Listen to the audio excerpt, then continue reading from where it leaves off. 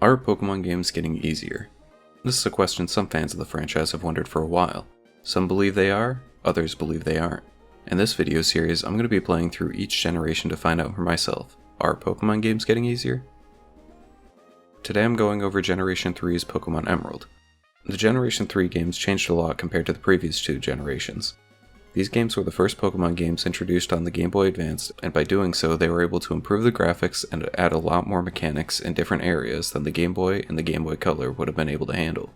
While plenty of advancements were made, a good amount of mechanics that I listed for Crystal remain in these games, so let's go over that.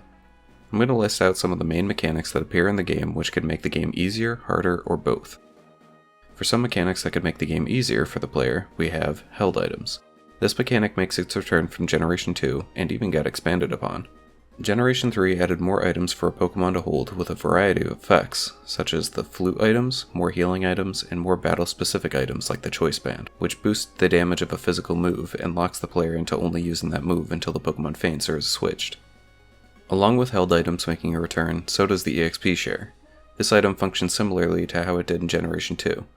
It can be held by a Pokemon in order to gain XP during a battle without actually being sent out into the battle, making it easier to train up a Pokemon without having to use them in battle. Now, moving on to mechanics that can make the game both easier or harder, we have only one: Natures.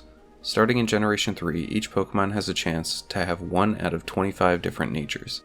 20 of these natures increase and decrease a different stat by 10%. If a Pokemon has an adamant nature, that means that Pokemon's base attack stat will be increased by 10%, and its base special stat will be reduced by 10%. While the modest nature is the exact opposite, increasing the special attack of a Pokemon by 10% and decreasing the attack. The remaining 5 natures do not increase or decrease any stat, leaving them at their base values. One of these natures is the bashful nature. This means that an adamant Gardevoir will do less special attack damage than a Gardevoir with a modest or a bashful nature. With the mechanics that could make the game easier or both easier and harder out of the way, let's move on to mechanics that could make the game harder. Unfortunately, just like Pokemon Crystal, I wasn't able to find any mechanics that directly put the player at a disadvantage. If you have any ideas for a mechanic that could make the game harder for the player, please let me know. But for now, if we take a look at these mechanics, the player has a 2-0 mechanical advantage. However, it's not all about the mechanics. A large part of difficulty is more so based on how balanced it is, so let's take a look at Pokemon Emerald's balance. As a reminder, I'm going to be following a set of rules. For the full explanation of every rule, I would suggest checking out the introduction video for this series. But in short, I must play the definitive version for each generation if there is one. Every time one of my Pokemon faints, I will award the game with a point. I cannot use items in battle. I can use any Pokemon I want. I can only gain EXP through trainer battles. And lastly, I'll be keeping track of the points each game earns and comparing them at the end. Like the previous videos, I'm going to be listing out the levels of my Pokemon throughout the game, specifically before and after important battles. The levels will update on the overlay even if I don't announce them though. I may also announce what ability the Pokemon has if it has multiple abilities, or if the ability matters in any way. Alright, let's get into it. As I start a new game, I choose my name and arrive at Little Root Town. After adjusting my clock, I head over to my neighbor's house. After my attempted theft gets foiled, I try to flee town, and I see Professor Birch being attacked by a wild Zigzagoon. He asks me to help him by taking a Pokemon from his bag. I chose the level 5 Mudkip. With my new Pokemon, I battle the Zigzagoon, and unfortunately I can't run from this battle, so I have to break one of my rules and knock it out. Once the Zigzagoon is taken care of, Birch brings me back to his lab and officially gives me the Mudkip. He then asks me to find his daughter, May. Shortly after, I make my way over to her and challenge her for our first rival battle. I end up winning our tackle match and get Mudkip to level 6. With May's defeat, I make my way back to Professor Birch's lab to receive the Pokédex from Birch and Pokeballs from May. I then make my way over to Route 102 for my second Pokemon, a level 4 Ralts with the Trace ability. Trace is an ability that copies the opposing Pokemon's ability, which I'll try to utilize later on. I then tried to clear through the route but hit a roadblock when I encountered Last Tiana. Her Shroomis managed to take out my whole team. Needing to reclaim my honor, I challenge her again, and once again, get wiped. After 2 humiliating defeats, I carefully sneak past Satan Personified and continue forward. Once I enter Petalburg Woods, I catch my third Pokemon, a level 6 Shroomish, that same little devil that swept my team twice. Moving forward once more, I make my way to Route 116, where I catch a level 8 Tailo. Once I cleared through all the trainers along the way, including Last Tiana, I challenge Leader Roxanne, with Mudkip at level 12, Ralts at level 10, Shroomish at level 12, and Tailo at level 11. By the end of the battle, Mudkip had grown to level 14. After the gym battle, I defeat a Team Aqua Grunt to retrieve some stolen goods and a Wingull, both of which I return to their rightful owners. With the criminal thwarted, I make my way out of Rustboro City and see May. I challenge her and defeat her without much of an issue, getting Tailo to level 12. I then took a boat to Dewford Town where Tailo got knocked out by a trainer's tentacle after hitting itself in confusion 3 times in a row. Ralts then fainted to a trainer's Meditite after hitting itself in confusion 2 times in a row. I'm having a terrible time this early game. Once I defeated all the trainers along the way, I make my way to Leader Brawly with Mudkip and Tailo at level 14 and Ralts and Shroomish at level 13. Brawly's Makuhita is level 19, so this may be pretty challenging. During our battle, Machop nearly took out my whole team, but I managed to take it out without anyone fainting. However, my whole team is at very low HP. His Meditite came out next, but luckily its only attacking move is Focus Punch, a move that does nothing if the Pokemon is attacked that turn. I used Shroomish and Spammed Absorb to get nearly to full health before Makuhita came out. I used Stun Spore and Leech Seed on Makuhita before Shroomish got taken out. Then, one by one, my team gets taken out.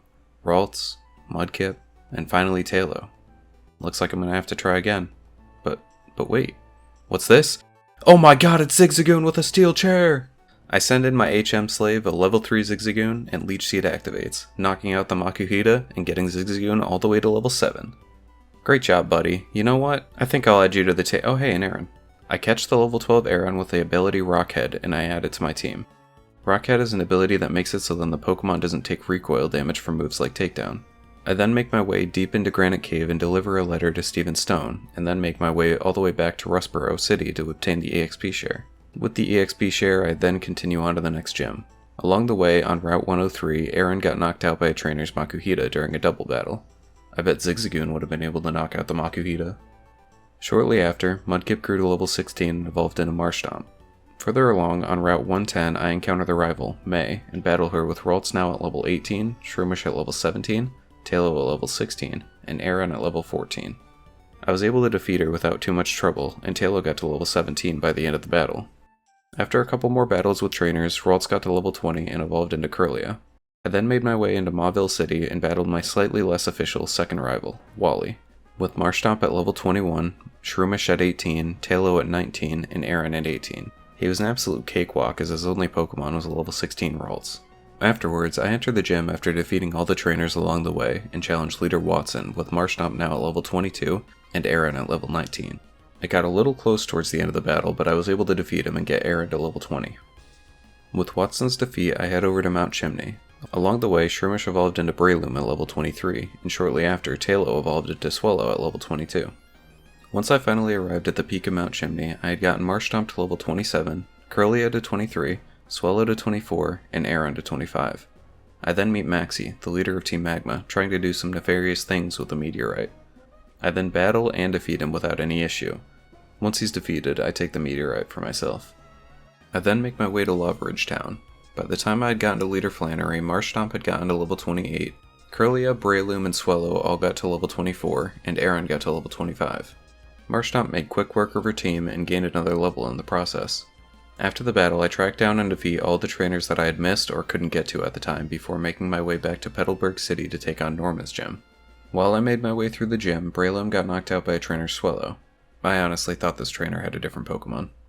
Breloom then fainted again to a different trainer's Slackoth when it used Counter. Eventually, I was able to make it past all the trainers and reach Leader Norman, with Breloom now at level 27 and Aron at level 29. It went fairly well up until Slacking. I had given Marshtomp the TM for Dig to abuse Slacking's Truant ability, hide underground when Slacking attacks and retaliate when Slacking is loafing around. However, Slacking was faster than my Marshtomp and used Yawn on turn 1, which caused Marshtomp to fall asleep at the end of the next turn. I then sent in Aron so Marshtomp wouldn't get knocked out. My Aron was able to whittle Slacking down until Norman used a Hyper Potion to heal it to full. Shortly after, Slacking knocked out my Aron. I then sent in Breloom, who was semi-low health from Norman's other Pokemon. It was risky, but I knew Slacking would be loafing around on the next turn, so there was a chance. I used Mach Punch while Slacking was loafing around, and it did a surprising amount of damage. It seems like one more should do it. I used Mach Punch again, and Slacking survived on probably 1 HP, and took out Breloom. I never thought my fighting-type Pokemon would have so many problems in the normal-type gym. I then sent in Swallow to send a slight gust to Slacking, knocking it over and winning me the battle. After the battle, I made my way over to New Mauville where Kirlia got knocked out by a wild Voltorb that I couldn't escape from. Then later on Route 119, Kirlia got knocked out again by a trainer's Volbeat. Eventually I made my way to the Weather Institute and cleared through it, getting Marshtomp to level 31, Kirlia and Breloom to level 29, Swellow to level 28, and Aron to level 36. I'm holding off on evolving Aron until level 44 where it learns Double Edge, a very powerful move that normally does a lot of recoil to the user. However, because my Aron has the Rockhead ability, it would negate the recoil damage. I then head east where May stops me for another battle. I defeat her without any issue. Shortly after, Kirlia got to level 30 and evolved into Gardevoir. I then make my way over to Route 121 to catch my 6th Pokemon, a level 28 Shuppet. I really think this Pokemon will help me out against normal and psychic type Pokemon, and especially help me out with the psychic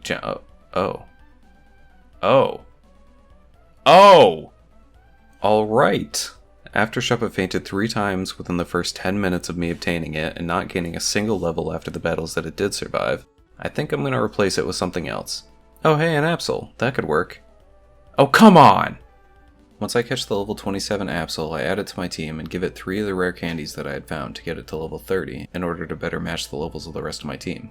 With my 6th party member, I continue to the peak of Mount Pyre where Archie, the leader of Team Aqua, tells me Maxie stole the blue orb, and Archie himself steals the red orb. The old lady at the top of the mountain gives me the magma emblem after Archie escapes. I then make my way back to Fortree City and enter the gym. While battling the trainers inside the gym, Aron got to level 44 and learned Double Edge. Afterwards, I finally let it evolve into a Lairon.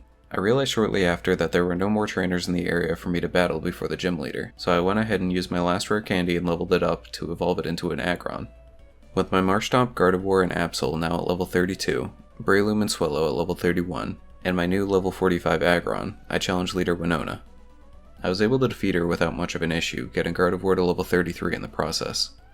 Every member of my team was higher leveled than most of her team. That's the first time that's happened in this game so far, so that's pretty neat. After the battle, I fly over to Lily Cove City where I battled my main rival, May, for the last time. Unfortunately, our last battle was pretty anticlimactic, as I was able to defeat her without any issues. Once I defeated May, I backtracked a bit and entered the Magma Hideout, just outside of Lava Ridge Town where Marshtomp got to level 34, and both Breloom and Swellow got to level 32.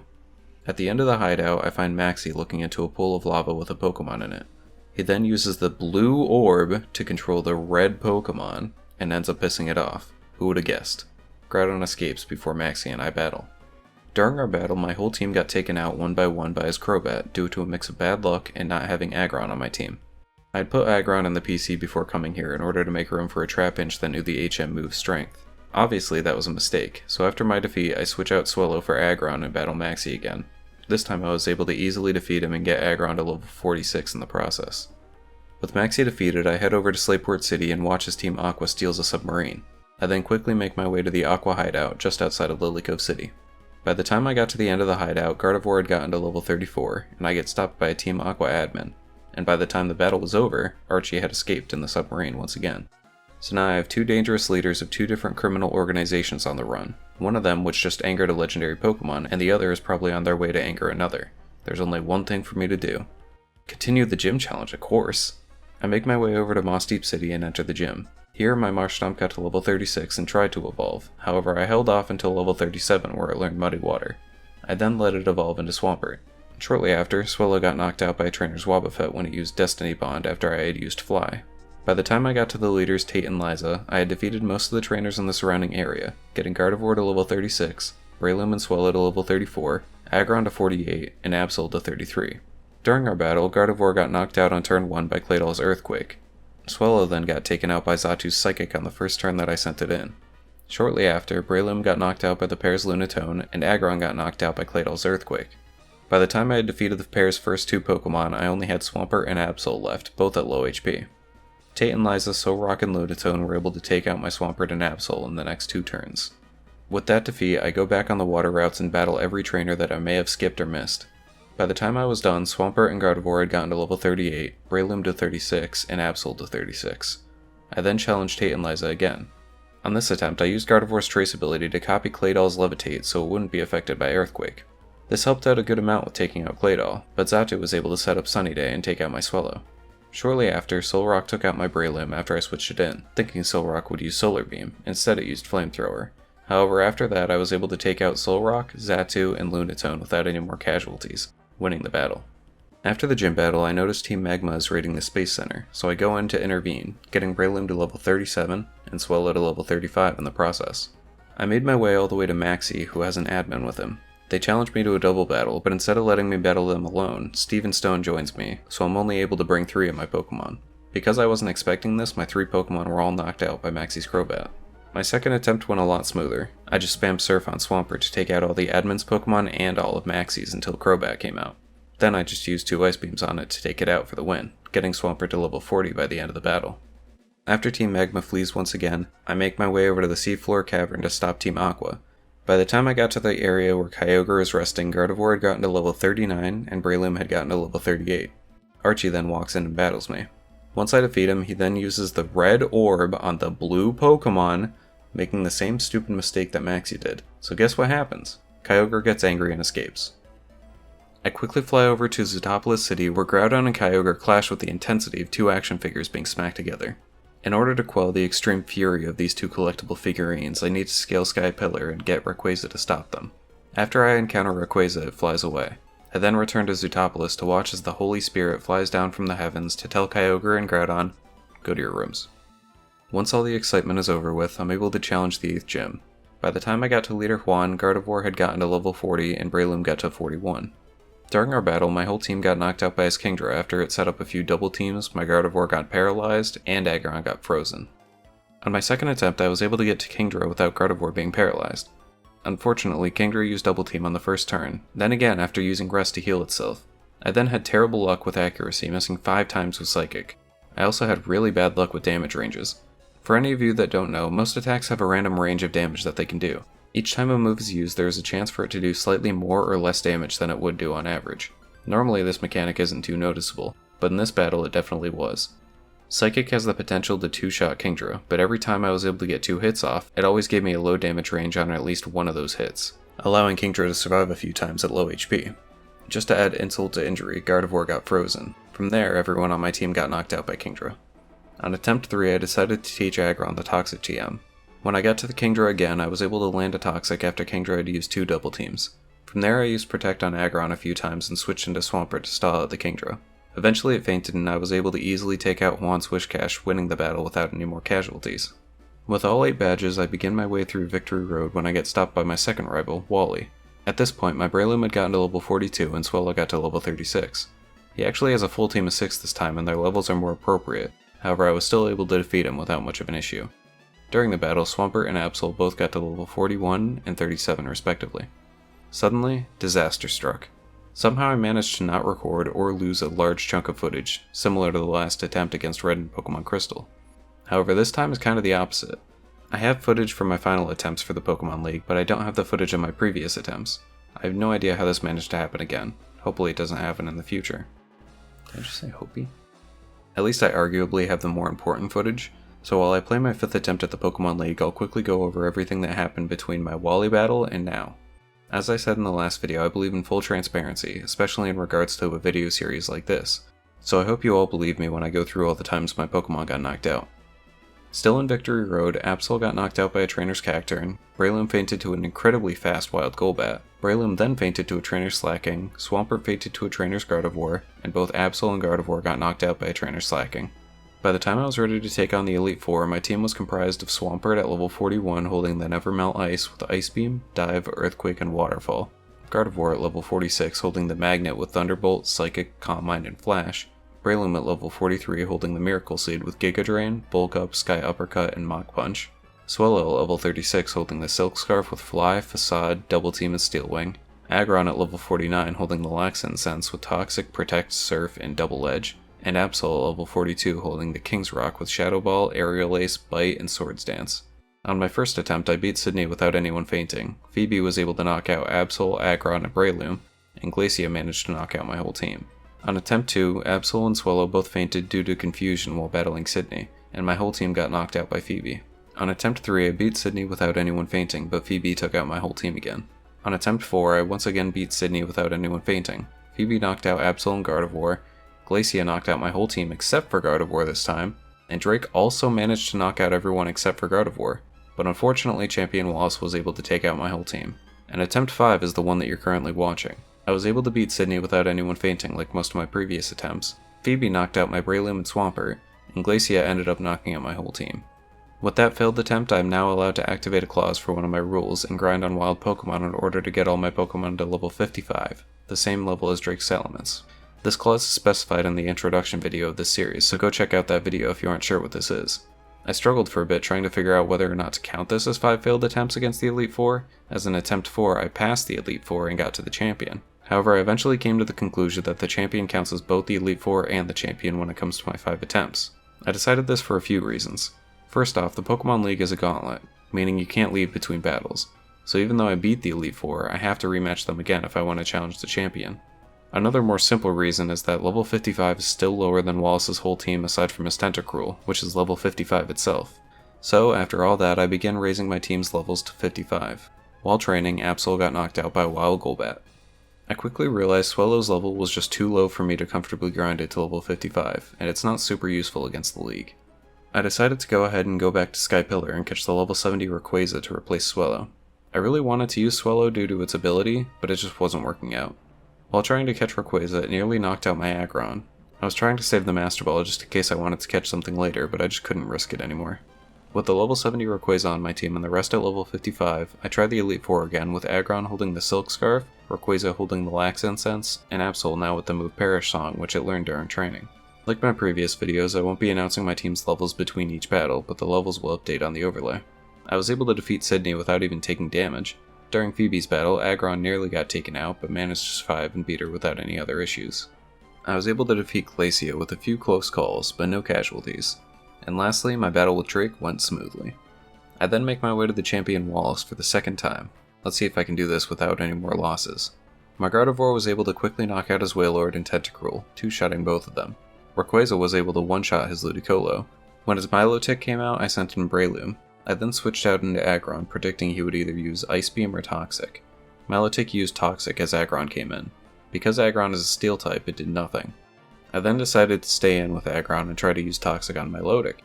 But unfortunately, Milotic was faster and used Surf, knocking out Aggron in one hit. I then sent in Absol and spammed Bite, trying to cause Milotic to flinch. Milotic never flinched, and eventually I had to switch out Absol to not get knocked out. I then sent in Swampert to try to take it out, but eventually Swampert got knocked out by 2 Surfs and an Ice Beam.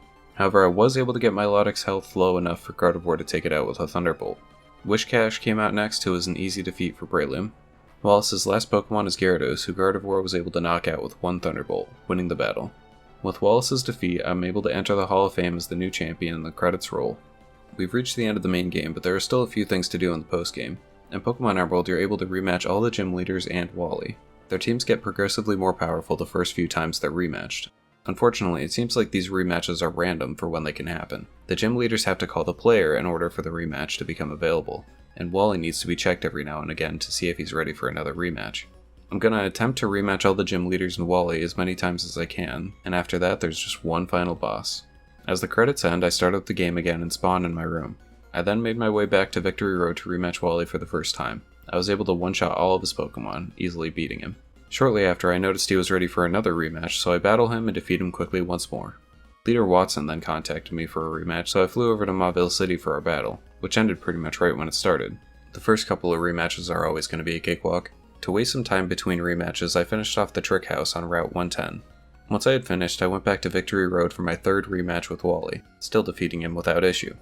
Soon after that, he was ready for our 4th rematch. His Pokemon are now the strongest they will ever get, so this will be the last time I rematch him. Unfortunately, even at the strongest they'll ever be, his team was still pretty easy to beat. After the battle, I get a call from Leader Roxanne for a rematch, and of course, it was incredibly easy. Once I finished that battle, I didn't end up getting any more rematches. I've been encountering wild Pokemon and battling at the Battle Frontier for hours, but still never received another call. I even tried to use cheats to rematch everyone, but the only cheat that I found lets me battle them as if it were the first time, which obviously I don't want. So unfortunately I'll have to skip the rest of the rematches. I'm sure none of them were going to be too hard, but that does mean I'm missing out on some EXP. I probably could have gotten my whole team to about level 60 or so, but for now I'll have to make do with my current levels. My team is currently Swampert at level 58 holding the Soft Sand with Ice Beam, Dive, Earthquake, and Waterfall. Gardevoir at level 57 holding the Magnet with Thunderbolt, Psychic, Calm Mind, and Flash. Breloom at level 56 holding the Miracle Seed with Giga Drain, Bulk Up, Sky Uppercut, and Mach Punch.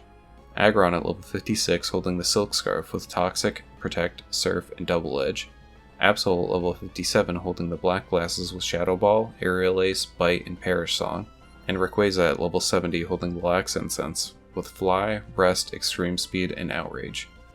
I made my way to Meteor Falls to battle against the final boss of the game, Steven Stone. All of Steven's Pokemon are high level 70s while most of mine are high 50s. I can still go catch a few legendaries if needed, but let's give it a go and see what happens. As the battle starts, he sends in Skarmory and I use Gardevoir. My Gardevoir was able to take it out while only taking damage from Toxic. Next up is Cradily, so I switch into Breloom and use Bulk Up. After a few Bulk Ups, I'm able to one-shot the Cradily. His next Pokemon is Armaldo, and I don't feel confident in Breloom taking it out quickly because of its bug type, so I have to switch into Swampert and lose the Bulk Up buffs. I was then able to get Armaldo down to low HP twice, making Steven use 2 of his full restores. I then took out Armaldo with Swampert only having 23 health remaining. Aggron came out next, and I was hoping Swampert may be faster, but Aggron was faster and took out my Swampert. I then sent in Breloom, who put Aggron to sleep after getting hit due to the Effect Spore ability. Due to the sleep, Steven used another full restore, and on the next turn I was able to take out his Aggron with Breloom only having 24 health remaining after leveling up. Steven then sent out Metagross and everything went downhill. His Metagross was able to take out Breloom and all my other remaining Pokemon. Even Rayquaza got knocked out in one hit from a critical hit Meteor Mash. Well, that was unfortunate, but I think there's a chance to win without having to catch a different Pokemon. I just need to change up my strategy a little. One idea I had is to give Aggron an Electric or Fire type TM and remove Absol's unneeded EVs and replace them with Speed EVs using berries and vitamins. However, due to trying to cheat to rematch the gym leaders, my game got glitched and I no longer have any berries or TMs. I also can't obtain any new berries or TMs either. Remember kids, cheaters never win. So now, due to a glitch, I can't teach any of my Pokemon new TMs or even HMs, and I can't use any berries. Even though I can't use that strategy, I decided to try again. This time I tried to use Aggron to try to take out the Skarmory, but Aggron did barely any damage and Skarmory did almost half my health. So I switch into Gardevoir and Skarmory sets up spikes. Gardevoir was able to take out Skarmory again with 87 health remaining due to Skarmory actually using an attacking move this time. When Cradily came out, I tried to set up bulk ups with Breloom, but this time I was going to try to use it 6 times to maximize my attack and defense. But Cradily was able to knock out my Breloom before I was able to do so. Cradily then knocked out Rayquaza, Aggron, Gardevoir, and Absol. My Swampert was able to eventually take it out, but then Aggron came out and knocked out my Swampert, causing me to lose. I still think I can do this, so let's keep going. I end up putting the Mystic Water on Aggron and the Quick Claw on Absol before attempt 3. On this attempt, Gardevoir took out the Skarmory just like the first attempt, only taking toxic damage and leveling up. I sent in Breloom as Cradily came out and I began using Bulk Up. I was able to use Bulk Up 4 times before taking out Cradily with 59 health remaining. When Armaldo came out, I stayed in with Breloom to utilize the Bulk Ups. Unfortunately, Armaldo hung on with low HP and knocked out my Breloom.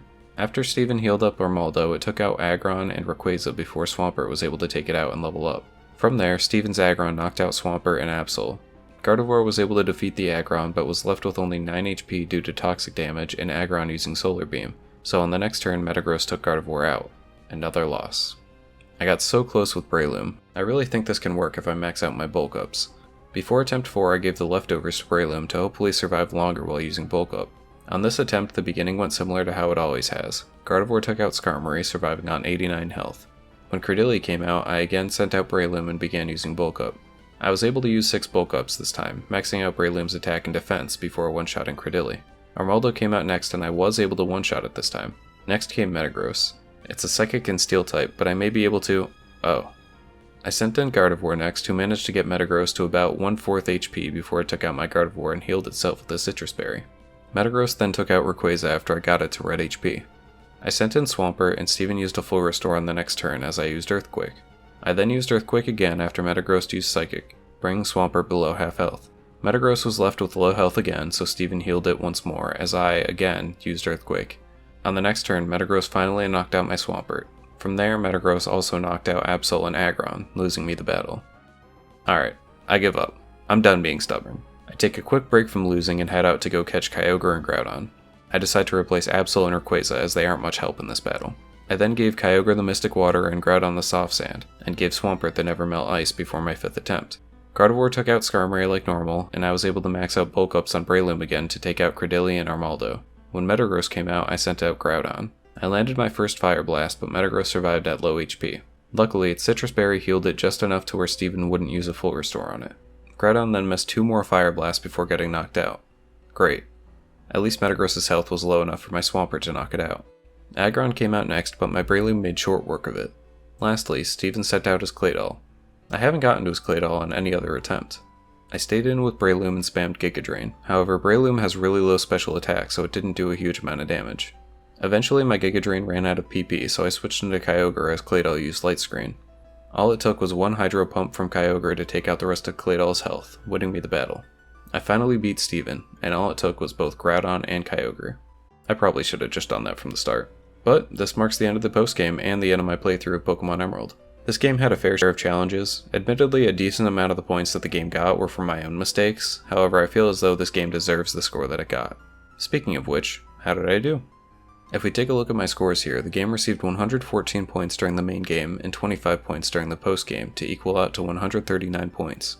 As I said previously, this game had a fair share of challenges, but certain things such as Wally and all the rematch battles were pretty easy.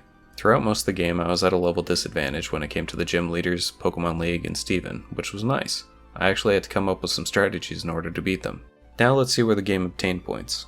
On this graph, I have separated when the game received points based on which gym leader I defeated. So the game received 12 points before I defeated Roxanne, 6 before I defeated Brawley, 1 before I defeated Watson, none before Flannery, 4 before Norman, 5 before Winona, 15 before Tate and Liza, 18 before Juan, 58 before Champion Wallace, and 25 before I defeated Steven Stone.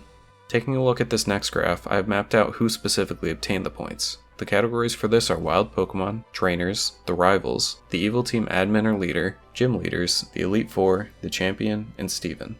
Looking at this, 4 points were given to Wild Pokemon, 27 were given to Trainers, 12 were given to the Evil Team Admins or Leaders, 26 to the Gym Leaders, 43 to the Elite Four, 8 to the Champion, and 25 to Steven.